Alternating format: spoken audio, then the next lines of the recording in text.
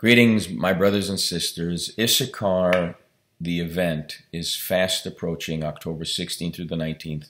As you know, if you have read the last 3 emails, the schedule has been posted for the last month and a half. The registration information is also there, and I urge you, if you haven't registered yet, please register. We are at a significant pivotal point in church history as we touch this 500-year mark of the Reformation, which is the reason that this year we're gathering in October in honor of the Great Reformation. However, we're not gathering to relive the past. We are gathering to anticipate the future that wants to unfold.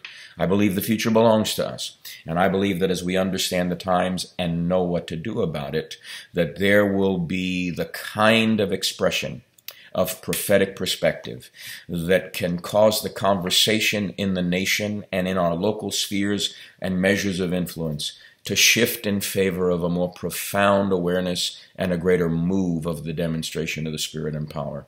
In a day when there are so many winds of doctrine blowing through the Pentecostal charismatic community, some of which are destabilizing the faith once for all delivered to the saints, some of which include Gnostic dualism and all sorts of other heretical things that we don't even care to talk about anymore because we're forgetting our moorings, we need to remember in a culture of celebrity, we are here to go on to maturity.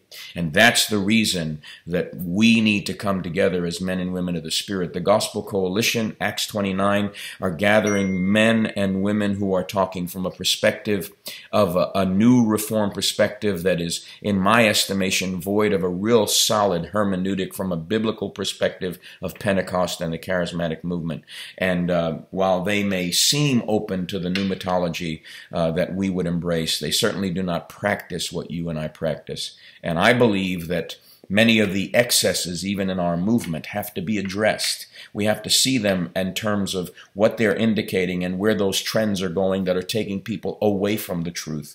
We don't just want to understand the trends. We want to understand which trends are leading to the truth. And we want to shift the conversation in favor of the prophethood of all believers. So at this 500-year mark of the Great Reformation, I'm urging all of us, let's be faithful to the commitment we made.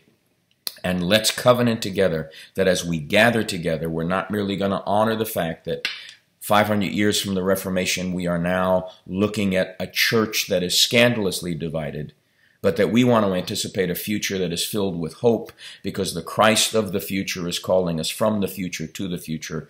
And he's doing that by calling those things that are not as though they are. And he's pulling us into that glorious God-intended future because he is the horizon of our hope.